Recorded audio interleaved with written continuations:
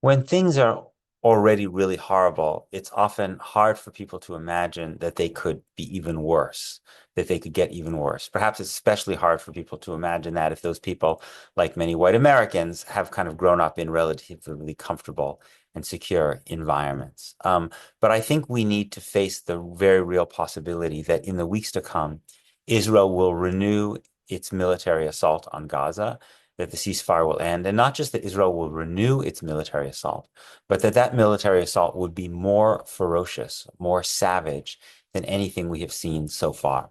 And I want to suggest why I think there's a real possibility of that terrible prospect. One of the podcasts that I listen to is a podcast by a guy named Dan Senior called Call Me Back.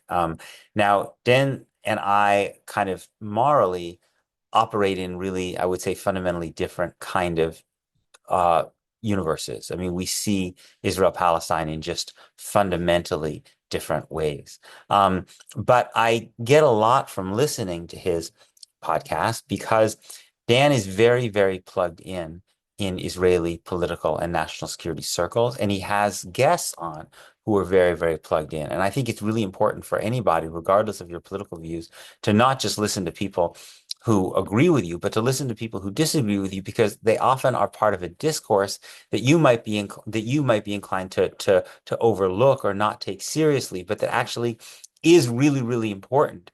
And especially given that this is a discourse that Dan is engaged in, which is operating often at kind of near the highest echelons of the Israeli government and especially under Trump, also the US government.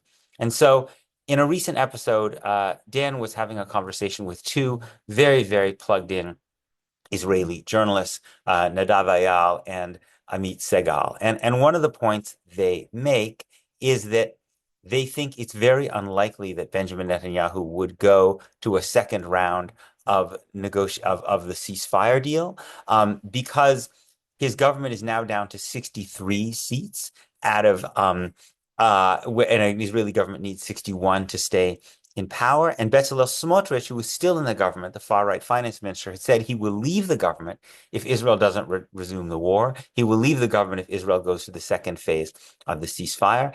And that Israel could have Netanyahu's government could fall in particular because they have to pass a budget by early March, which would be very, very difficult to pass if there's a rebellion inside their coalition. And indeed, and beyond that, that Netanyahu, if he went to an election this spring, would have to go into election having failed to deliver on his core promise of the war, which was to destroy Hamas. So Segal and Eyal's kind of view is that Netanyahu will look for an opportunity to not go to a second round of a ceasefire deal. The second point that Nadav Ayal makes, which I think is really, really significant to understand, is the political impact of Donald Trump's proposal for mass expulsion of Palestinians from Gaza, the political impact in Israel. That Ayal makes the point, which I think is a very reasonable point, that there's the only entity that actually could force Palestinians out of Gaza is Israel. The United States is not going to do it on its own. The United States is not going to send its own troops into Gaza to put Palestinians on buses and force them out. If Trump's plan is going to go into effect, it will have to be that Israel does that work. And in a sense, what I think Nadav Ayal is suggests on Senior's podcast, is that what Trump has done by saying that he wants the outcome of this war not to be the Palestinian Authority coming in, not to be a negotiated solution, but indeed to be the mass expulsion of Palestinians, is essentially given a green light to Israel to wage a war in Gaza, which would be even more than the last war, a war aimed at mass expulsion.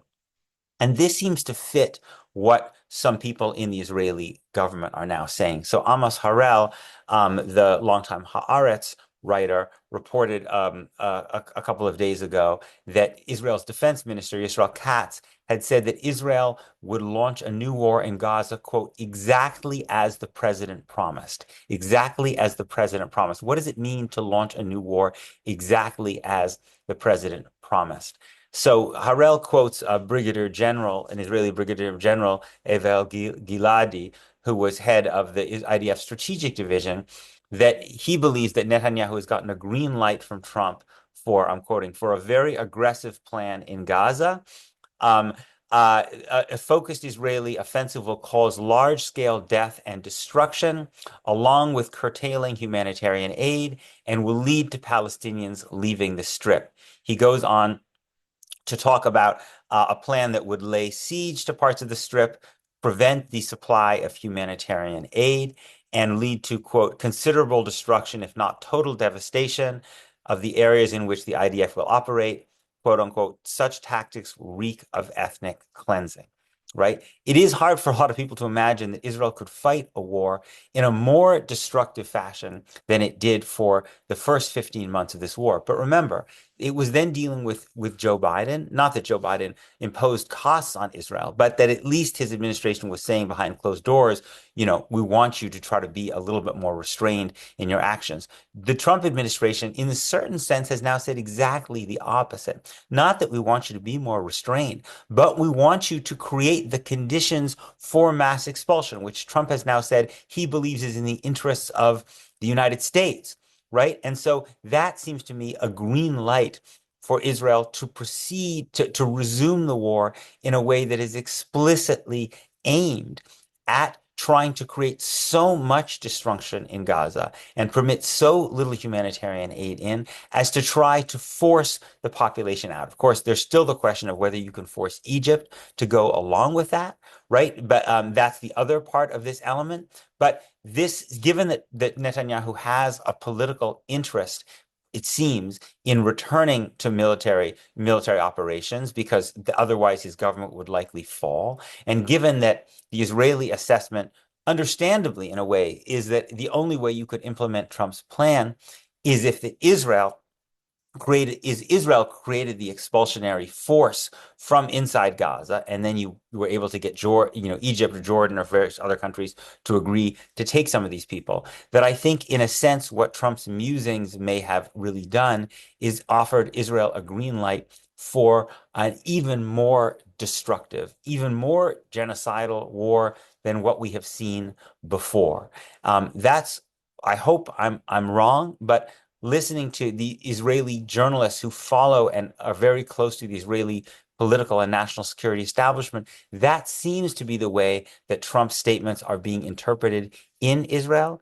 And so my fear is that we could be headed for something, God forbid, which is even worse than what we've seen before, unless there are forces around the world and in the United States that can somehow protest and try to stand in the way and block this. Because given they're on their own, Benjamin Netanyahu and Donald Trump, I think, will have no compunction about not just doing what Israel has already done in Gaza, but doing something even worse.